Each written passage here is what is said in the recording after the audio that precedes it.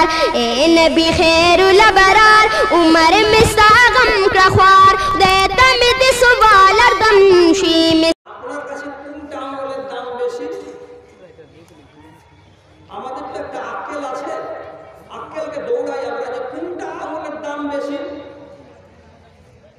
তো আমলের দাম যদি খুঁজেন তাহলে একটা বাংলাতে কথা পড়েন। কি কথা?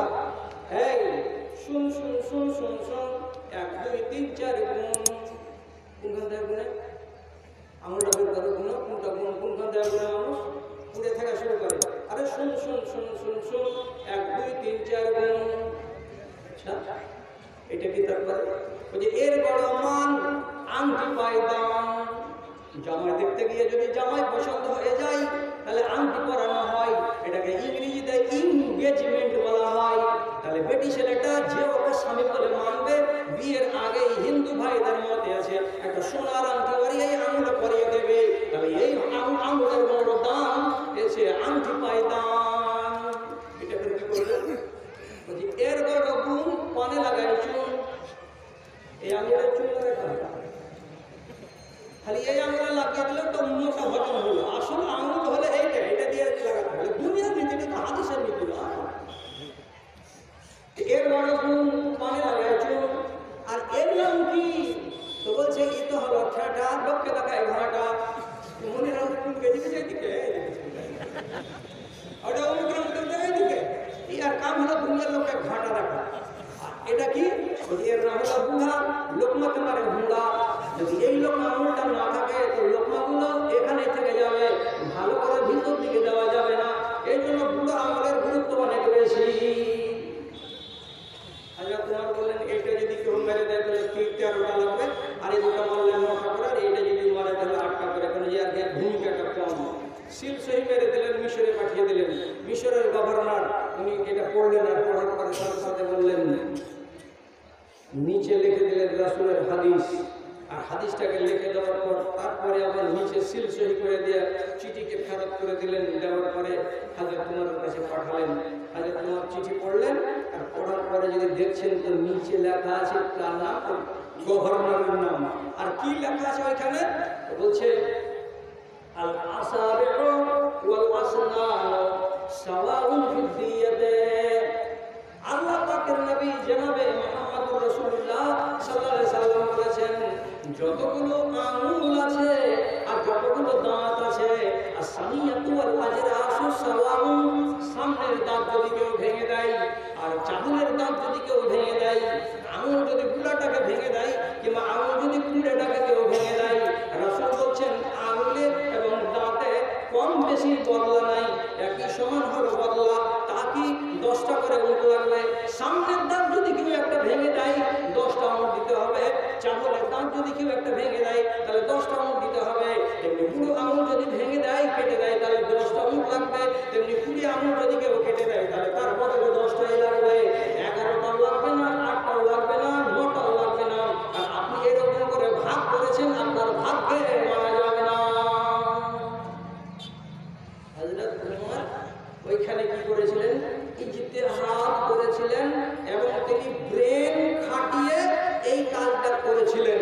হযরত উমরের ব্রেনটা আল্লাহ পাকের নবীর শরীয়তের সাথে খাপ খায়নি, অথবা হযরত উমর রাদিয়াল্লাহু তাআলা আনহু এটা সম্বন্ধে ওয়াকিবহাল ছিলেন না। যখন এই কথাটা উনি জানতে পারলেন যে আল্লাহ এইখানে তো এইরকম হিকমত যেটা আমি করেছি সেটা তো চলবে না, এই ফেকা তো অচল, তখন তিনি আবার কি করলেন? উপরে গভর্নরের ফতোয়াটাকে লিখলেন আর নিচে আবার নিজের ফতোয়াটাকে লিখলেন। লিখার পরে সই করে দিলেন, আর দেওয়ার পরে আবার নিচেখানে লিখে দিলেন ও দুনিয়ার মানুষেরা, উপরেরটা হলো কার? আল্লাহ রাসূলের, আর নিচেরটা মশলা হলো কার? হযরত উমরের।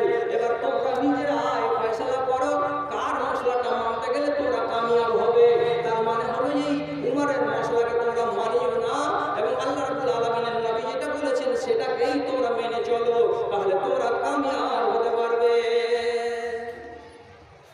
এই যে আহলুল হাদিস যারা হাদিসকে স্ট্যান্ডার্ড করে নিজের জীবনটাকে চলে আর মশলা মাসাইলকে ব্যবহার করে, ইস্তেমবাদ করে, এদের নীতি হলো এটাই যে কোরআন থেকে এবং হাদিস থেকেই তারা সব কিছুকে আবিষ্কার করে। ভাইজানেরা, এই সিলসিলাটা চলে আসছিল। বেয়াদবি মাপ, ওলামায়ে কেরামের কাছে একটু মাপ চাইছি। যেদিন আদমকে আল্লাহ তাআলা দুনিয়াতে নাজিল করেছিলেন হক দিয়ে, সেই দিনই আল্লাহ তাআলা ইবলিসকে দুনিয়াতে পাঠিয়েছিলেন না হক দিয়ে। আদম আলাইহিস সালাম তাবলীগ চালাবেন আল্লাহর ওয়াহদানিয়তের, আর একই সময়ে ইবলিসকে দায়িত্ব নিয়ে এসেছিল ইবলিস যে আল্লাহ রাব্বুল আলামিনের বিরুদ্ধে তাবলীগ চালিয়ে বেড়াবে। হক আর বাতিল একই সময়ে এসেছে। রাসূলের যুগটা মৃত্যুর পরে 100টা বছর গত হতে না হতে নিজের মন অনুযায়ী ফিকহ তৈরি হতে লাগলো। আবু হানিফা রাহমাতুল্লাহ আলাইহি বানালেন, তারপরে তার ছাত্র ইমাম আবু ইউসুফ বানালেন, তারপরে তার ছাত্র ইমাম জুফার বানালেন, তারপরে এই করে এরা বানাতে লাগলো। এদিকে আহলুল হাদিসেরা যত মুহাদ্দিস আছে সমস্ত মুহাদ্দিসরাকে একদিক থেকে আহলুল হাদিস এরা কোনদিন জীবনের রায়কে, নিজের মতকে ওনারা প্রাধান্য দেননি। একই সময় দুরকম দল চলে যাচ্ছে। শেষে কি দাঁড়ানোর অবস্থা জানেন? 150